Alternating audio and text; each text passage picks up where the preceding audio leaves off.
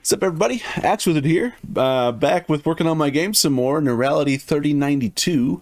I've made quite a bit of progress on the game, so let me show you what I've done. So we fire up the game. I'm going to move it over here so you can actually see stuff in the bottom right. So we got planets, all this stuff, cool. When we land, now plays a little sound effect. I got bored and started playing with stuff. I've got the buttons making sounds again, whoop-de-doo.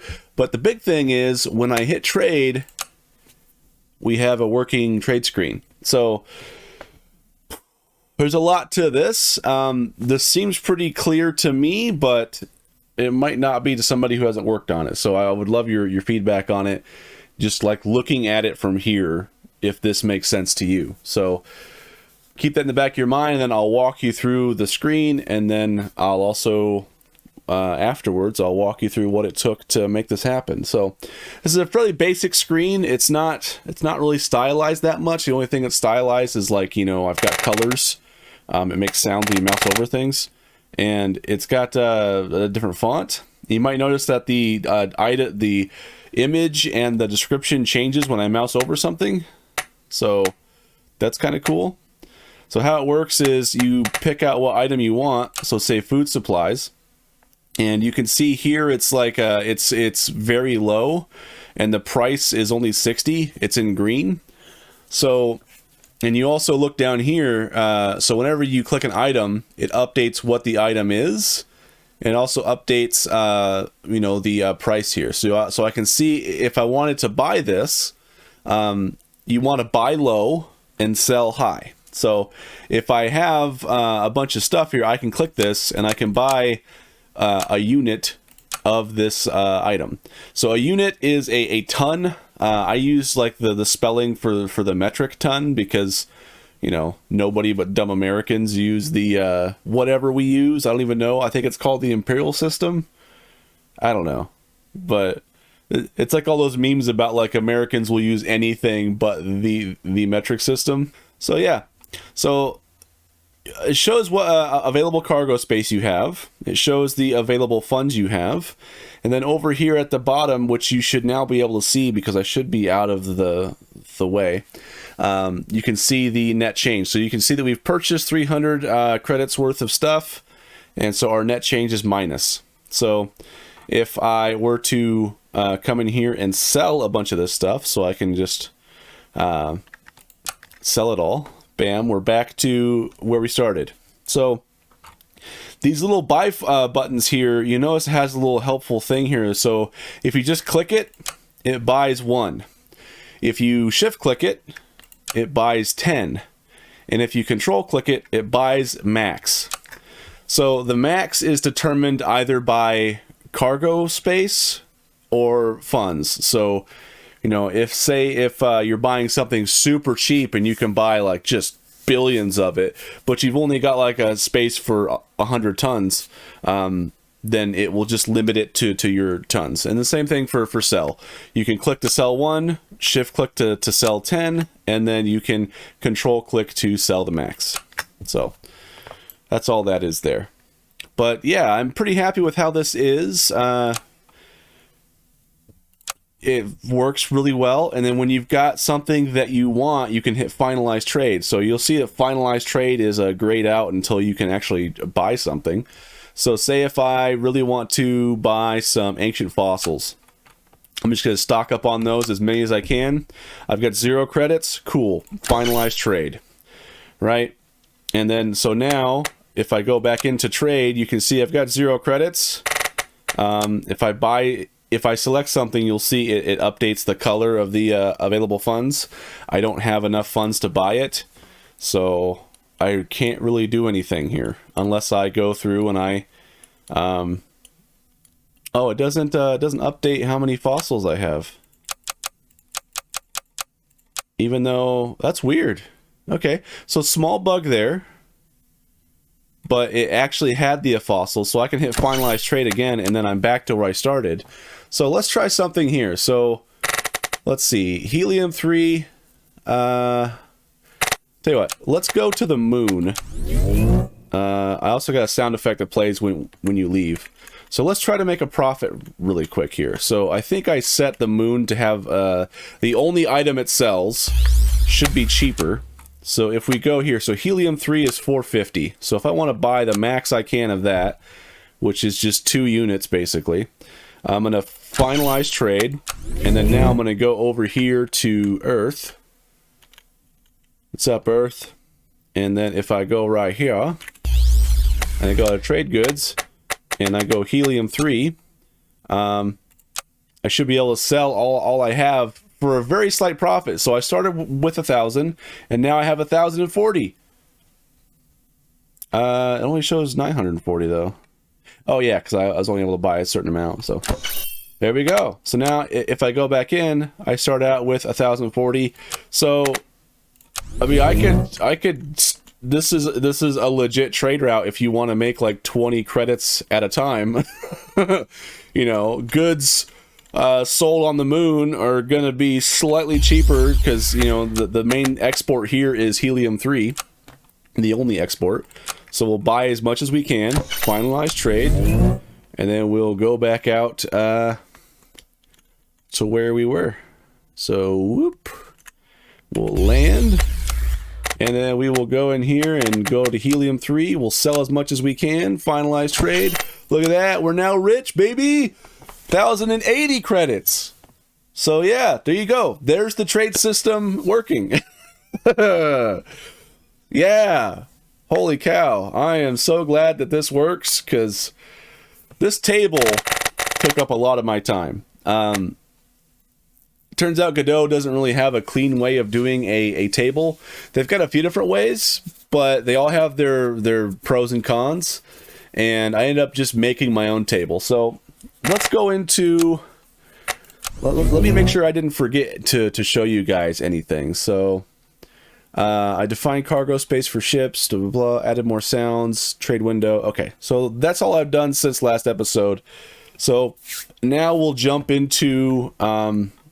actual code. So let's take a look at the code. So first things first, we defined cargo space for all ships. All I did for that is in my ship class, I defined a cargo space. I exported it so I can set it for every one of my ship scenes. And then I'm also having a ship data dictionary.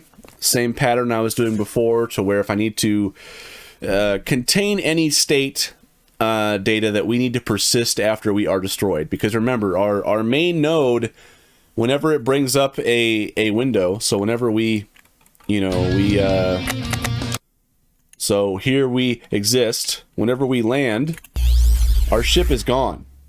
So what we do is we take any state that we need to persist, and we put that in a ship data dictionary, and then that way the main node can keep track of that. So for example, when I go into trade goods, I need to have some ship data, such as my available cargo space. So that's why I've got that there. So I set that up. That's all I really did there. Nothing too fancy or technical. I added more sounds. You already seen that. I'm just using my audio manager that I made like a bunch of episodes ago to play sounds. And if you want to see that in action, so if saying land at location, so I'm playing a sound. I'm playing the sound land location, which is a sound I added in. So that's all I'm doing there. And then now for the grand finale, the trade window, baby. So let's take a look at this trade window. So if you look over here on the left in the scene, like this node tree here, my root node is type margin container. And the reason why I went with that is because if I were to like land and I make my screen super big, it still works. It's not as pretty, but it still works. So I've got some work to still do on it, I think, to make it work better. But this margin container like allows me to just you know, be able to expand it. Because if I just had this as normal type control, it was just centering the like it was keeping the same dimensions, but it was just centering it. So that was not good. So I changed that. So you might notice I started doing shortcut names. So the reason for that is like MC is short for margin container, VBC is VBox container, which is just short for vertical box container, HBC, HBox container.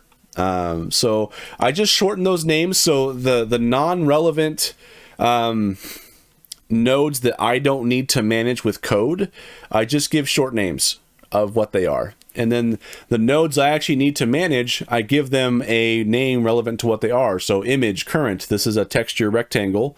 Label current, this shows the currently moused over or selected thing. So I'll have to update those in the code. So the label for cargo space, the label for money, I got to update all that stuff. So I started going with that, and the reason for that was because if we go into the let's see, trade window, boom, let's go up here. So you'll see I'm getting the UI nodes that I'll need to manage. So you see how these are much shorter paths. A lot better than let's say my right side panel UI.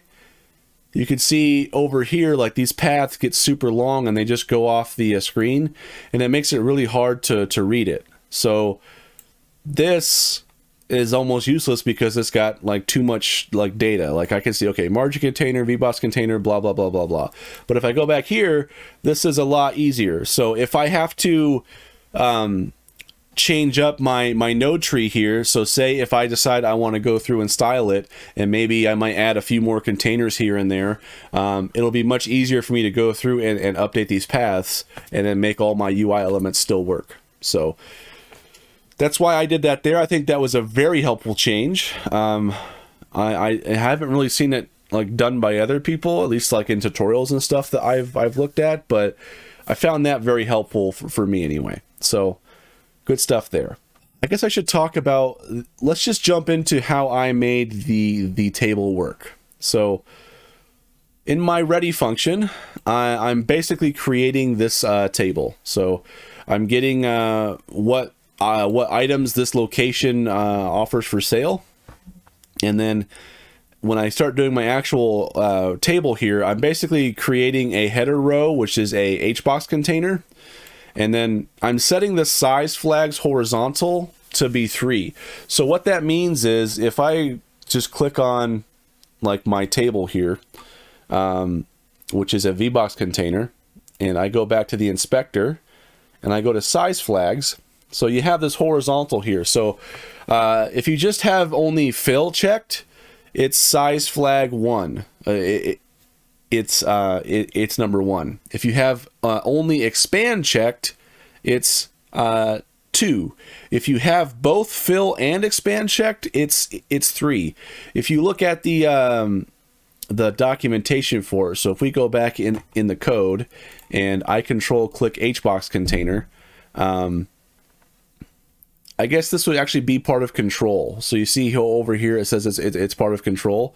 So if we just click on control in the documentation, you should be able to see like size flags horizontal here, and then it'll say like use one of the size flags constants. And if you look at that, this explains, you know, what the size flags are. So size expand fill is 3. So that's why I did that there. So that's why you'll see that those size flags are being set there. So I'm setting that with code. So I'm creating a header, which is just a HBox container for my row.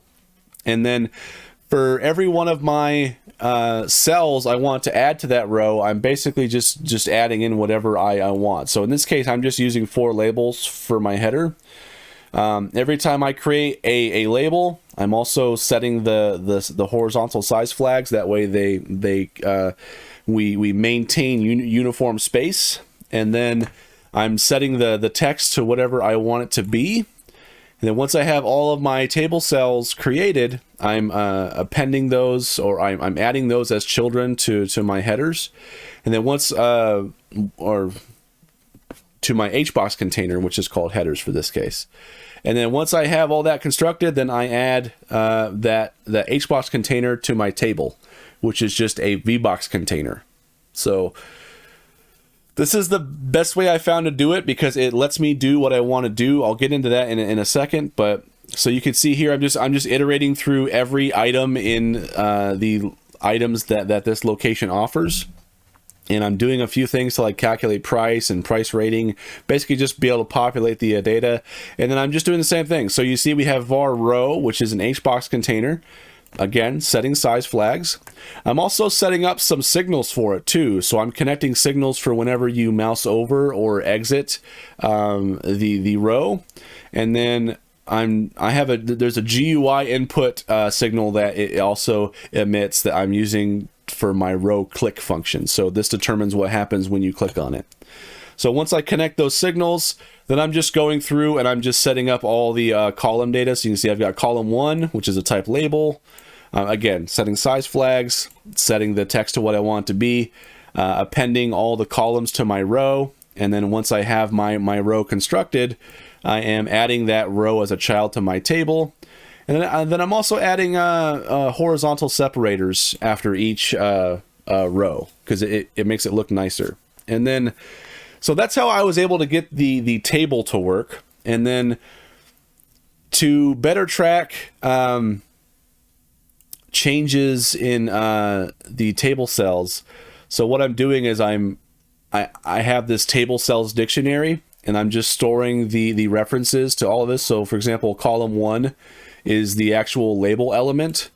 So if I want to maybe update that label's text on the fly or the label's color, I can do that. So the reason why that was done is because if we run the game, new, and we land, so you see how it has this in hold column here. So if I go down here and buy medical supplies, you can see in hold, it now shows 1. So I had to have a way to update that data, and so I'm just tracking all of the individual table cells in that dictionary, and that's what lets me do it. So that's why I did that. It's not the most elegant solution, but it works, and it works fairly well. The important part was doing the size flags, because if I didn't do the size flags, then it was just all kind of jumbled together, and stuff wasn't very uniform, and it looked like a big mess. So not fun. So that's what I did for the table. The table was what took me the longest because I tried a bunch of different things. I did like some Google searching and stuff like that. I even asked ChatGPT, and some people have gotten tables to work using a rich text label, which apparently you can do like BB code in there, and there's if we pull it up, I think I still have documentation up and open for it. Come on, I thought I did. Whatever, let's just click label. So we got label, rich text label. Okay, so for rich text label, it had some methods. So for example, it had this method called push table. Where'd it go? Push table. Adds a table equals columns tag to the tag stack. So I guess this was like, I don't know, for BB code stuff or something like that. But you're supposed to be able to make an actual text table with this rich text label, but I wasn't able to find a way to really interact with it or style it that much. So because I needed to dynamically change data on the fly, I didn't want to have to like re-render the entire table every time. I guess I could have probably done that, but I didn't think of it. I decided that rich text label wasn't the way to go for that. So then the other solution I tried was item list, which apparently you can have like a number of columns in your list, and this kind of worked, but the problem is that it doesn't allow you to click a row. You can only click individual like cells. So I wanted to be able to click the row, not necessarily the individual data in each column. And it also kind of looked weird. Like it had its own styling that I felt like I didn't have much control over, and I fought with it for like an hour or two and just couldn't get it to do what I wanted to do. So that way didn't work. But I was able to get it to work with just using a VBox container, and then every row is an HBox container. And I just make sure I set my horizontal size flags to fill and expand, and it works out pretty well. I'm pretty glad with how it worked out. So, I mean, I think it looks super cool. Let's jump back in and look at it again. Yeah, I think this looks great. The only thing I might have to change about it is I might have to change it so that I might have to add a scroll container, because if I add any more elements to it, it might start pushing everything else out of the way. So if we go back and we look at, so this table here, you can see this is the actual container. This is just in this HBox container, which is how far down it goes is determined by the nodes, the child nodes.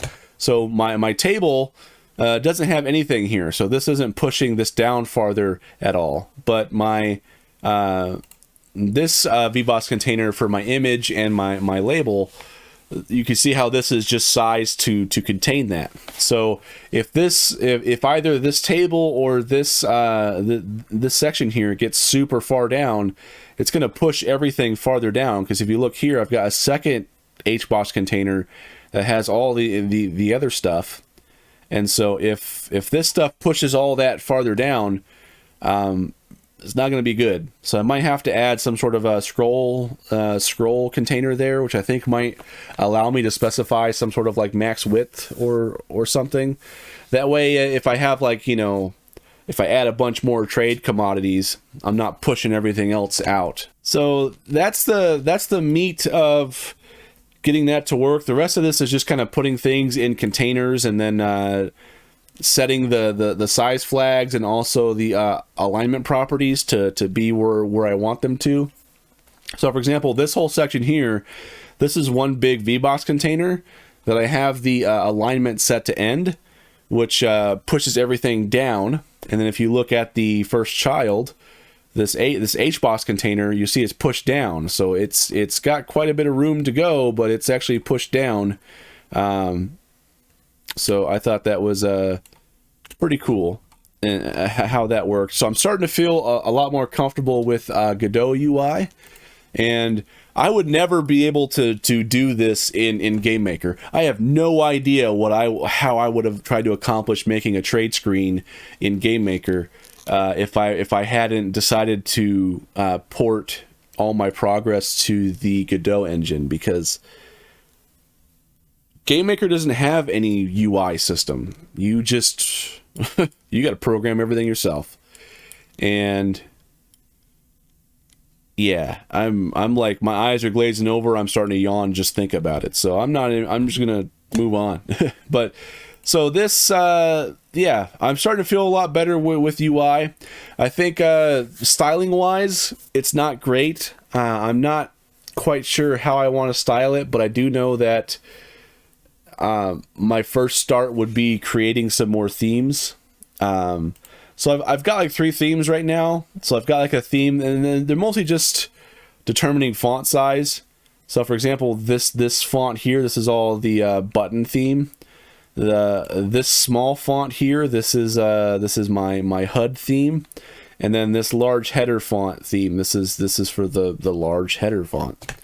Because I didn't find a way to just easily change just only the text without having to like create a new dynamic font and then make it one-off, which seemed inefficient. So I just made an entire theme, and I can just drop that theme into this theme here, and it will propagate throughout all the children, and then any nodes I want that to be different on.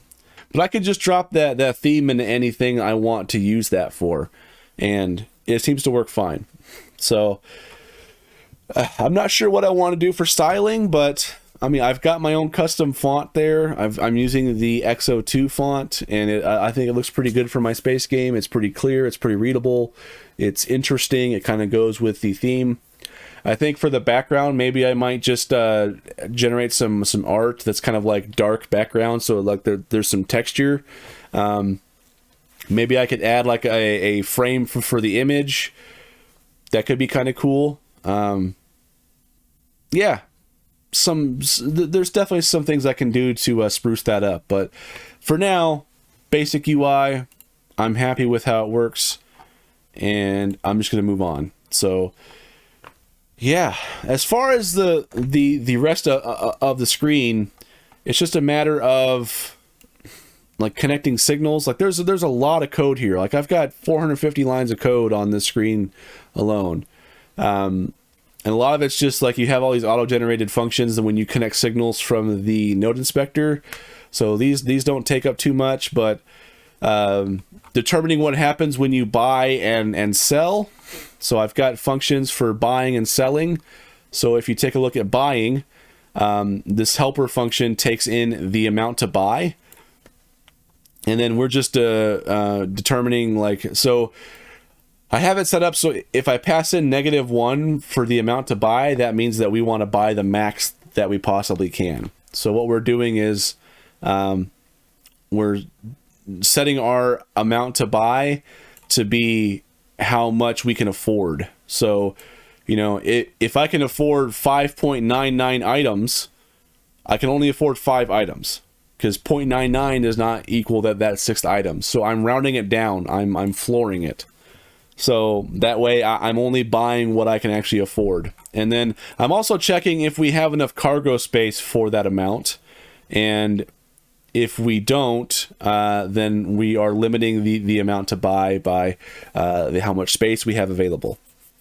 And then when we go to the actual buy it code here, so it says buy in quotes, because it's not actually bought until you finalize the trade. But, oh, this is an old code I can get rid of. So I'm calculating what the cost is. So this is, I have another helper function called calculate monetary amount. If I control click that, it should take me up to it. So what I'm doing here is I take in a item, which is a string, and then the number of items I want to buy. So what I'm doing here is I'm calculating how much it is for a single item, and I'm doing that by accessing my trade goods, my list of goods, base price for the item, multiplied by the modifier for that location. So if you remember when I was going over my trade goods stuff, in my trade goods class here, I have list of goods, which is just a dictionary. So the key is the item name, so platinum. So you can see I have base price here set for that. And then to make the trading interesting in the game, I have another dictionary, location, goods, and prices. And this has every location lists what items they sell and what the modifier for that is.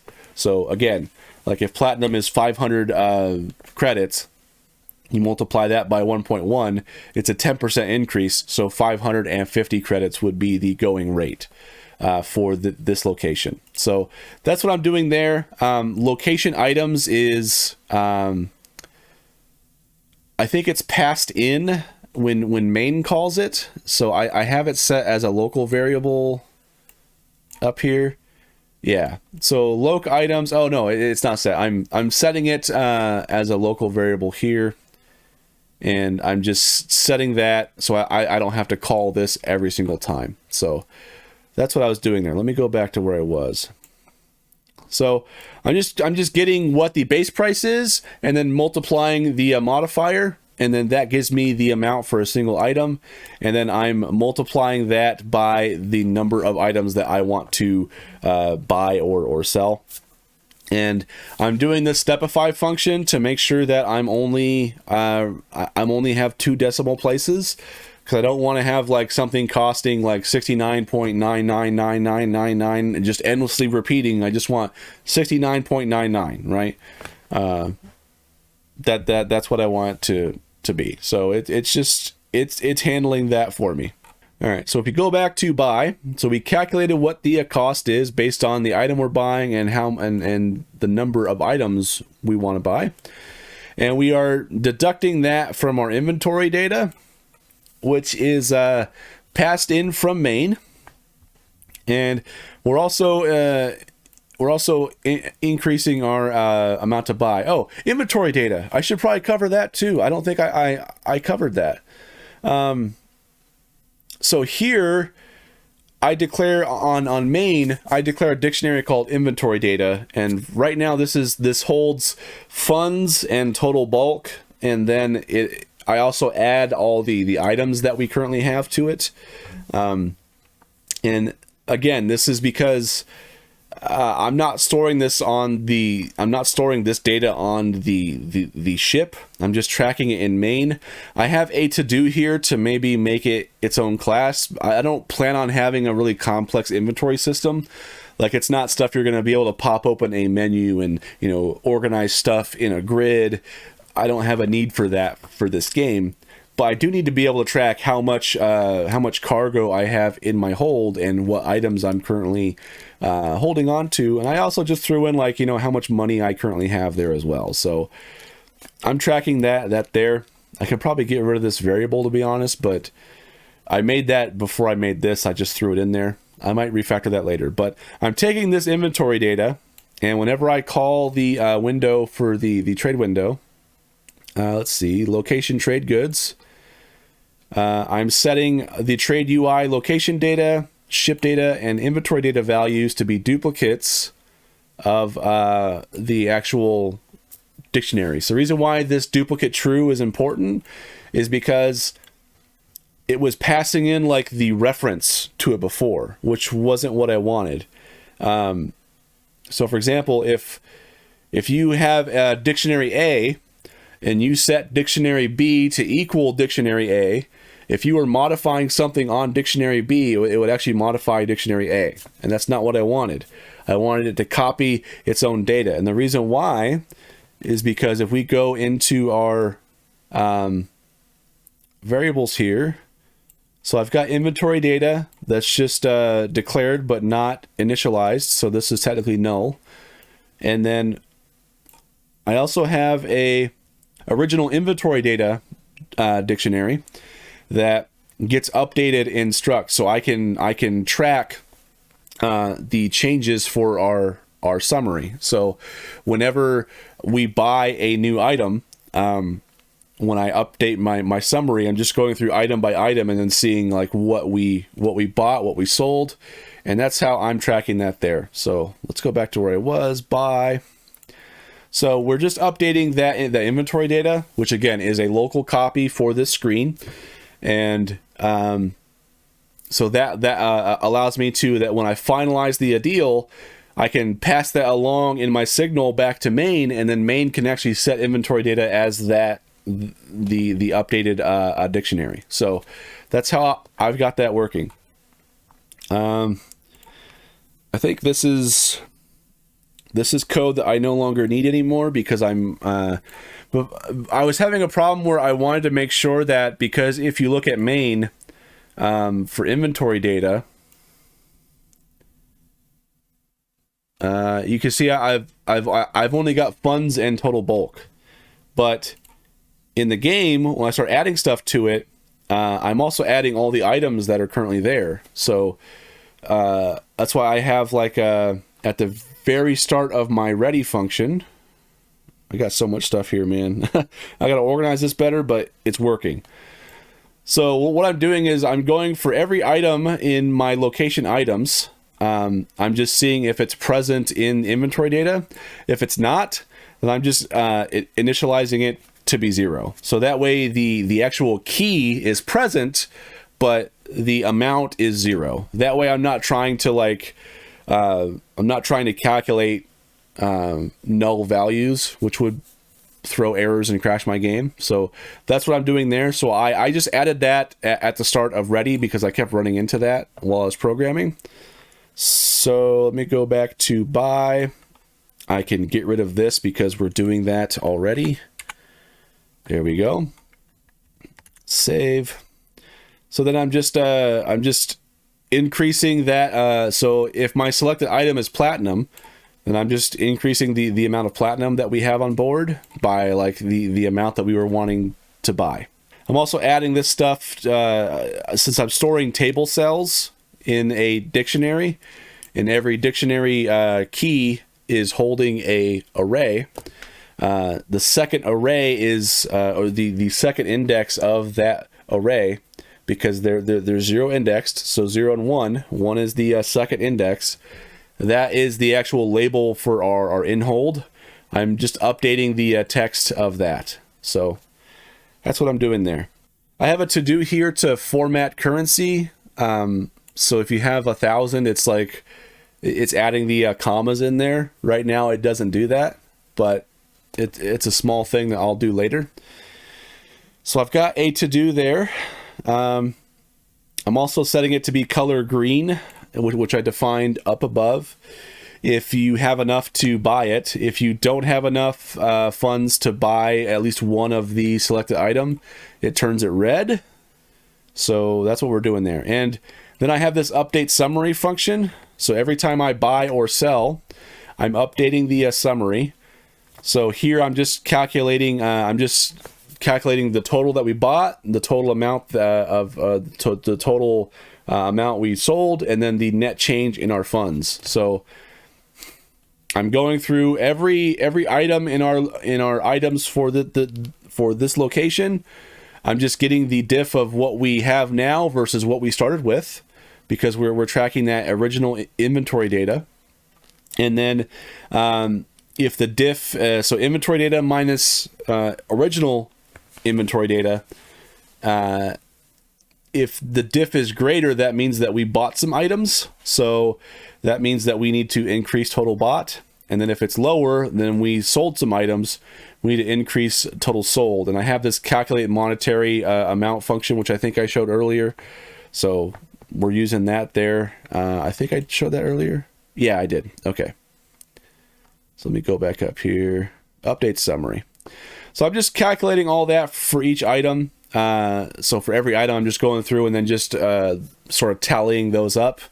And then I'm making sure that all figures are a max of 2 decimal places. So I'm using that Stepify again. And then I am calculating the net change. So this is like, so if you bought 500 things and you sold 1,000 things, you would be up 500, 500 credits. If you only bought like 600 credits worth of stuff, you would be down 600 credits. So it's showing that. So I'm updating the text nodes, and then I'm also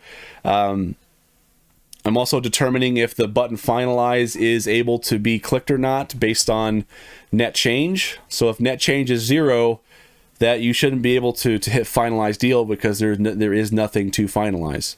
Although I might need to rework that logic, because in theory, if you buy 500 credits worth of something, but then you also sell 500 credits worth of something, it won't let you finalize it. So I got to work that bug out. Let me go back and I'm going to add that. There we go. So I've got that added to my list of things to do. This is like a mini code review, which is kind of nice. So that's what I'm doing there. And so that's a lot of the heavy lifting logic there. So, and it's not really that in depth, I guess. It's just step by step. It just looks like a lot because it is, but I mean, a lot of this code is, I've got like 100 lines of code to build this table, which isn't too bad, I guess. But yeah, so that's what I'm doing there. I also have this thing called price rating. So this is just like when you go and look at the table by land. So it just says high, average, very high, low, very low. That's just the price rating. So here I'm doing a calculation here where I'm just getting what the modifier is from the location data, and So if the modifier is greater than 1.25, which is 25%, if it's greater than 25% over the base price, then we're just returning very high. So, and then we're just always comparing if something is higher. So if we haven't returned yet, if our modifier is greater than 8%, then we're gonna classify it as high. If it's greater than minus 5%, it's average. If it's greater than minus 20%, it's low, because again, we haven't every time we are returning. So this is basically creating ranges. So this is like, you know, minus 6 to minus 20% is low.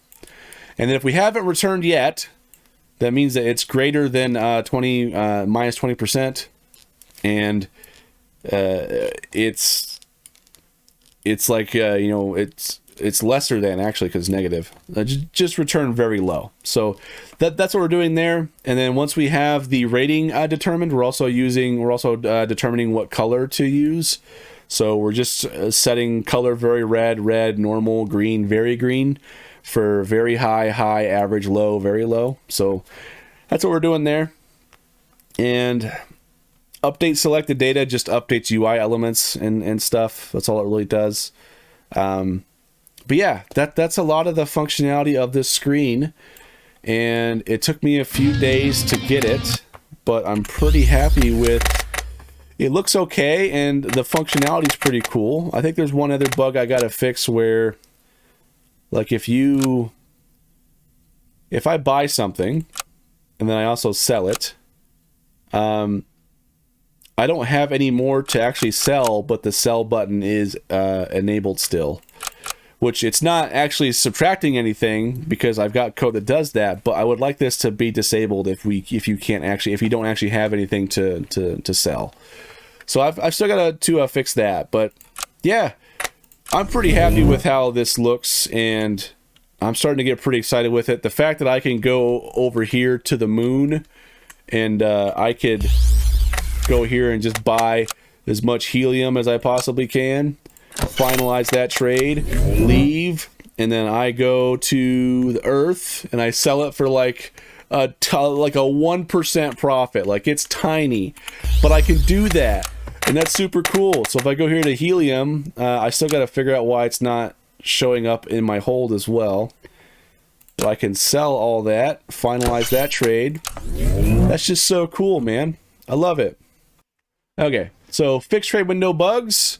So fix finalize bug, equal trade cannot be completed. Disable sell button if you don't have anything to sell, and then fix the in hold column not initially rendering. I think I might know what the problem is with that now that I think about it. So let's go to where I'm creating the columns here. So if we look at our in hold, I'm actually just setting it to be 0. So how much the player currently has of this commodity. I made this table before I actually had like inventory data. So what we can do is we can do inventory data, and then we can do key. And then I think that should work. So if I run it, and I go over here to the moon, and I'm going to buy some sweet goods. There we go. Trade. Give me all that helium-3 as much as you can. Finalize that trade. Let's leave. Let's go to Earth. Look at us go, man. We are merchants. Slow down, baby. There we go. Trade goods. Bam! Look at that. We got 2 units of helium-3 in hold right now. Sell that. Boom. For mad stonks. So now I got to fix that bug, and then I also got to fix that finalized trade thing. But it works, baby! Woo! Oh, I'm so glad.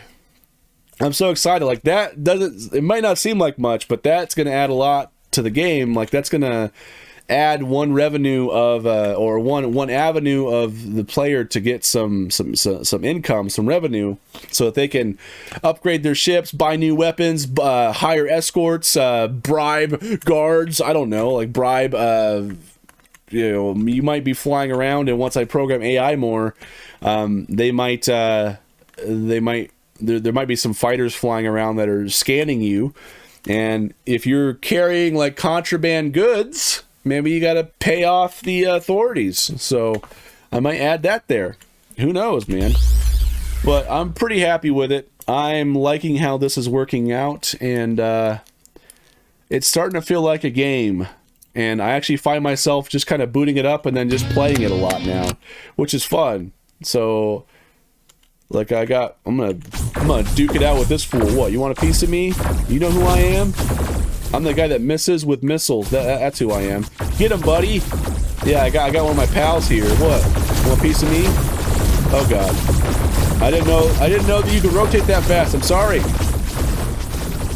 Alright, let's outmaneuver him. Okay, I'm gonna hit him with that missile. No, that missed.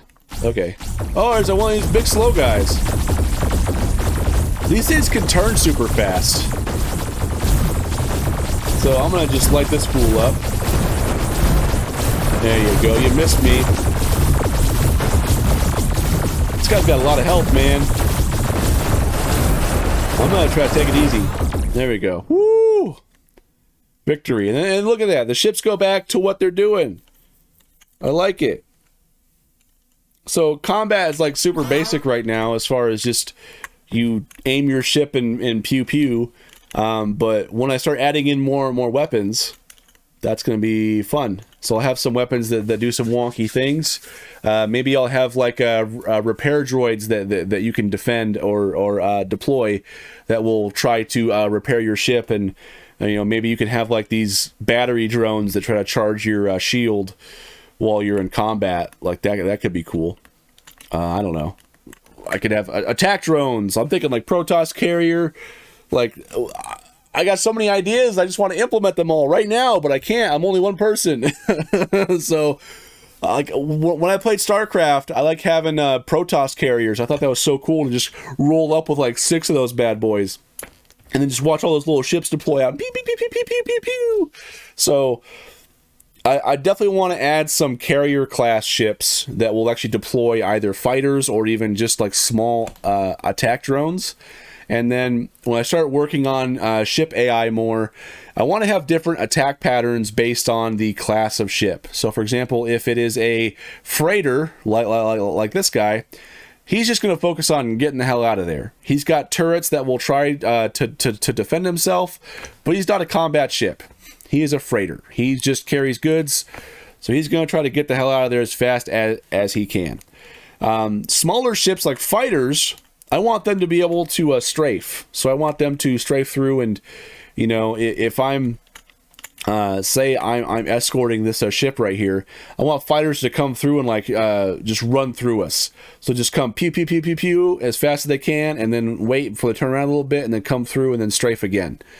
Because if you're running right at a ship that's facing you, you might have a bad time because they're just gonna light you up. But if you can just run through, and then when they're trying to face you, but by the time that you're already where they are, you're running through them again, and they have to turn around again, I think that could be really effective.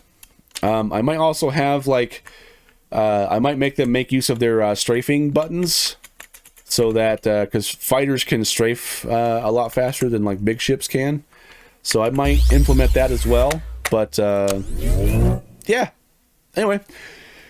Thank you so much for watching, listening to me ramble. Let me know what you think of this trade screen, as far as if it makes sense, if I need to include any other information on there, or if laying stuff out differently would help.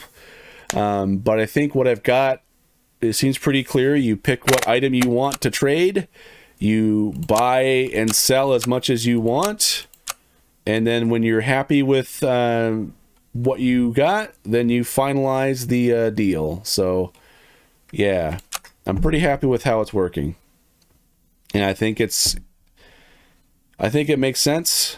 But yeah, anyway, thank you all so much for watching. I appreciate it, and I'll see you in the next video.